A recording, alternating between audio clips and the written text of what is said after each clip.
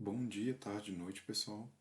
Meu nome é Christian e o assunto que eu vou abordar aqui é sobre a fonte de alimentação para computador, ou o nome mais técnico aí, né, as fontes chaveadas SMPS, Switched Mode Power Supply.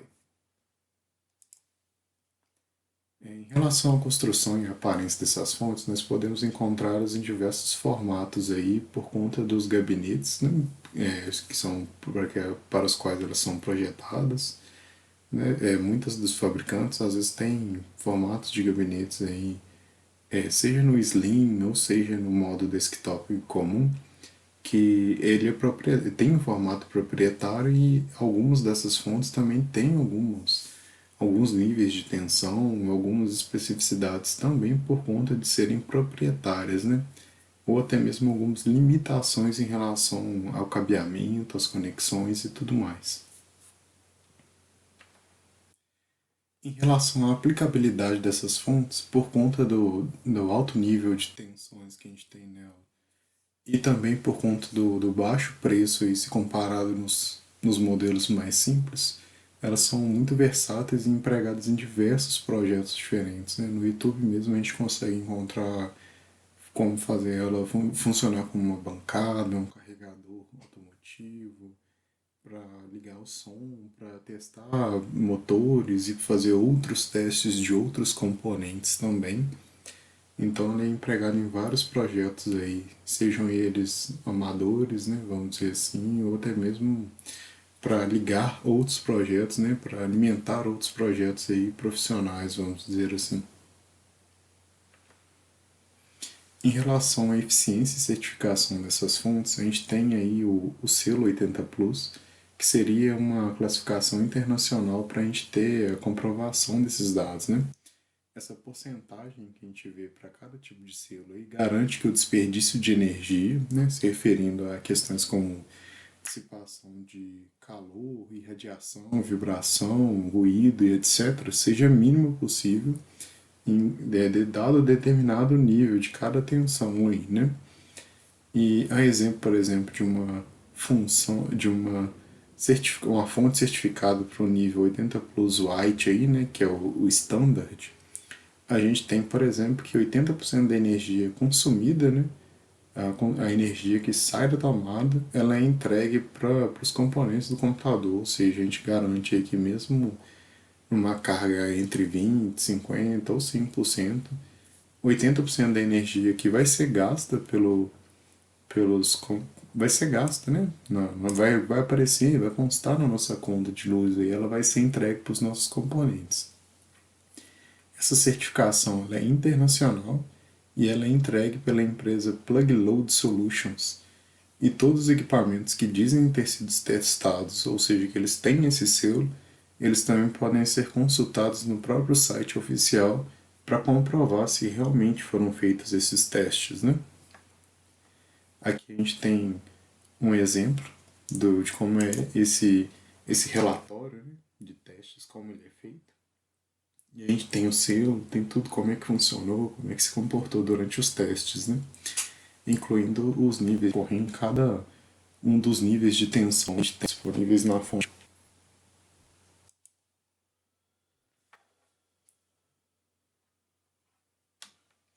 Em relação aos padrões de cores aí das fontes e a faixa de tensão presente, nas fontes mais comuns aí que tem, os cabos coloridos, né, que não tem aquela camada de proteção de sleeve, né, ou que os cabos são padronizados em preto mesmo, a gente tem disponíveis aí nos pinos as tensões de 12 menos 12, 5 e menos 5, 3.3 e 5 volts VSB, né, que é o standby.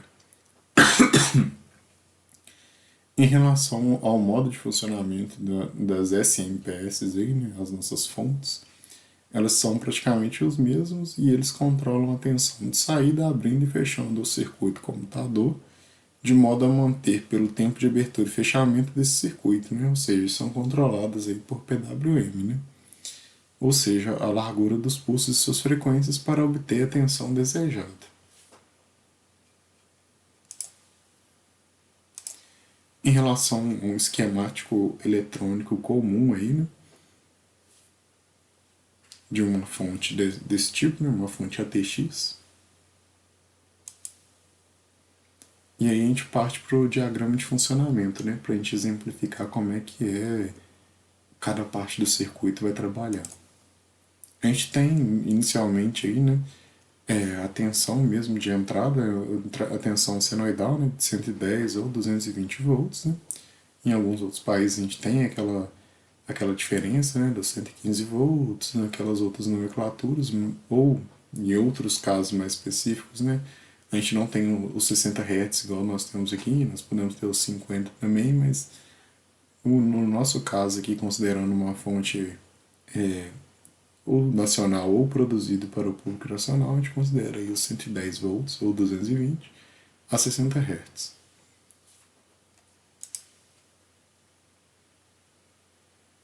Em seguida, a gente tem o filtro transiente, né, que vai ser a primeira etapa. E entrando nele aqui para a gente exemplificar, o filtro transiente ele recebe a entrada da rede e em seguida ele passa por uma proteção básica de um fusível. Um termistor para a proteção térmica, né, identificação de picos de temperatura, e também as bobinas filtro EMI, que controlam os harmônicos e interferências que podem causar danos aos componentes internos do computador, ou até mesmo repassar esses harmônicos aí para o próprio circuito da fonte, né?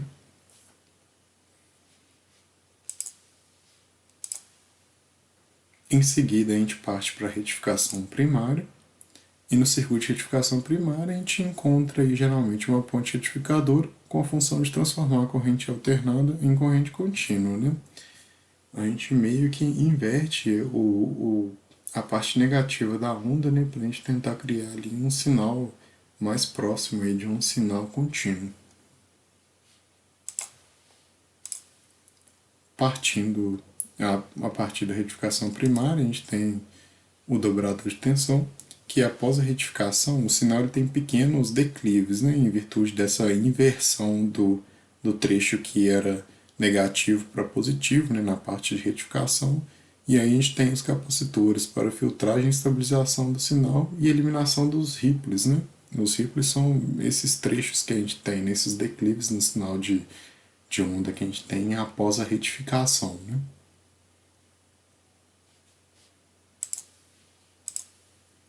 Após a gente tem os chaveadores de potência. Os chaveadores de potência eles podem ser transistores do tipo MOSFET ou outros, né? Desde que eles respeitem a diferença que eles precisam dissipar uma menor potência e eles funcionam como um interruptor liga e desliga em altas velocidades, né? Em alguns casos aí adaptados, eles podem responder a frequências entre 30 e 100 kHz, que controlam a estabilidade da tensão de saída pelos comandos do circuito de controle. Nos próximos passos a gente vai ver que geralmente a fonte de tensão, né, a fonte de alimentação do computador, ela trabalha em malha, né? Ela vai se realimentando o sinal ali e vai se controlando a partir da saída. Passando para a próxima etapa, a gente tem o transformador de saída, que quando os chaveadores se encontram em nível alto, a tensão passa por eles normalmente, imprimindo um nível de tensão constante na entrada do transformador, e ao chavear para um nível baixo, rapidamente as tensões necessárias serão induzidas nos enrolamentos do trafo para continuar esse ciclo de chaveamento.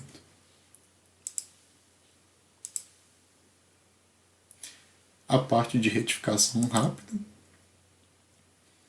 com a tensão gerada pelos chaveadores em alta frequência, a gente tem a necessidade de uso dos diodos de Schottky específicos para essa aplicação, né? Justamente para a parte onde a gente vai usar alta frequência para a gente manter o sinal.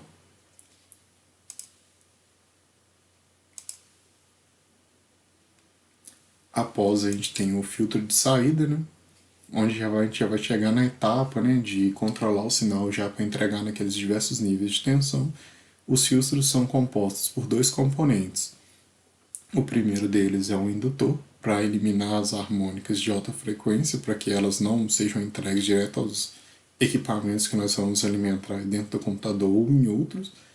e os capacitores, que fazem a filtragem e estabilização da tensão na saída, evitando também aqueles ripples que eu falei lá no começo, lá da parte de retificação, né?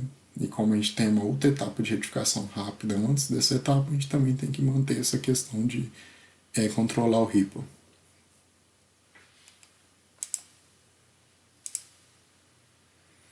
Aí a partir do filtro de saída a gente tem a saída mesmo, né, entregue pelo conector ATX da fonte, onde a gente vai ter os níveis de tensão, né, como eu falei, mais 12 menos 12, mais 5 menos 5, 3.3 e os 5 standby. E a gente também tem a parte de controle de PWM, né? O controle de PWM, né, o chip que vai controlar, ele é o cérebro da fonte, né? Ele vai controlar toda essa questão de ler o que a gente está passando de corrente, de ler as entradas e tudo mais, e dar o controle para o, o transformador de controle, né? Esse circuito ele é ligado à saída da fonte, recebe o feedback e aciona as informações de tensão para o CI, que envia os comandos para a etapa de potência. Se a potência na saída se eleva, a tensão tende a cair, o circuito ativa a correção instantânea na largura de pulso dos chaveadores e a tensão mantém-se estabilizada, né? Ele vai mantendo a estabilização da tensão por corte, né? Aí ele vai cortando ou deixando passar o pulso e aí vai controlando a tensão. Após o controle, a gente tem o transformador driver. O transformador driver ele é o responsável por trafegar as informações vida do circuito integrado e passar elas para os chaveadores de forma que traga isolação, né, o desacoplamento entre o primário e o secundário, para evitar a passagem de ruídos e etc. E ele joga direto essas informações de controle e tudo mais, novamente nos chaveadores de potência, né? Realimentando o circuito e controlando ele para a gente manter a estabilização da tensão de saída.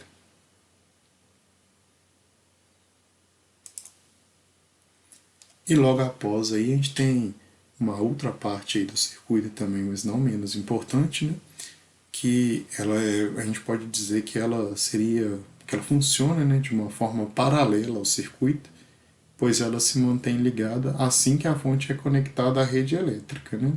Mesmo que a gente não tenha conexão, né, do cabo, no caso do cabo TX, né, do cabo verde e o cabo preto lá para a gente dar o start na fonte, né, que seria o jumper que a gente faz quando a gente aperta o botão de ligar, ela está sempre ali funcionando, mantendo geralmente 5 volts 2 amperes, que é o que deixa o teclado e o mouse ligado no caso, né?